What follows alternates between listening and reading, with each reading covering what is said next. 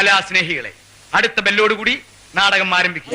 എന്റെ രാഷ്ട്രീയ ജീവിതത്തിൽ എനിക്ക് പറ്റിയ ഏറ്റവും വലിയ അപകടമാണ് ഗണേഷ് കുമാറിനെ അങ്ങനെ രാഷ്ട്രീയത്തിൽ കൊണ്ടുവന്നത്. ഞാൻ കാര്യമത് സത്യമാണെങ്കിലും എനിക്ക് അംഗീകരിച്ചു കൊടുക്കാൻ പറ്റുമോ? 2001 ബഹുമാന്യനായ ഗണേഷ് കുമാറിനെ, അങ്ങനെ വേണമല്ലോ അദ്ദേഹത്തെ വിളിക്കാൻ, ബഹുമാന്യനായ ഗണേഷ് കുമാറിനെ നിങ്ങൾക്ക് ഇതിൽ ഇഷ്ടമുള്ളത് വിളിക്കാം, തള്ളക്ക് വിളി ഒഴിച്ച്.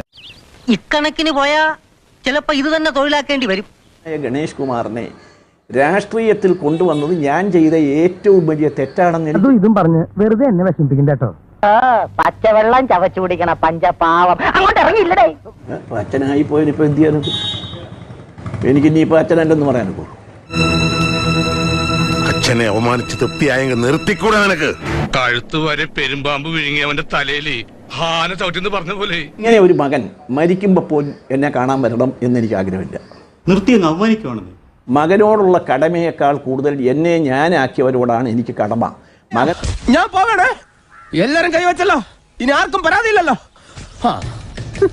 എന്നാ പിന്നെ വരാനുള്ളത് ഏതെങ്കിലും ഓട്ടോ പിടിച്ചു വരും മുമ്പ് ഞാൻ പോട്ടെ.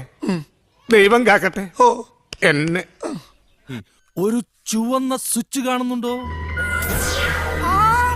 കാണുന്നുണ്ട്. ചുവന്ന സ്വിച്ച് അമർത്തി.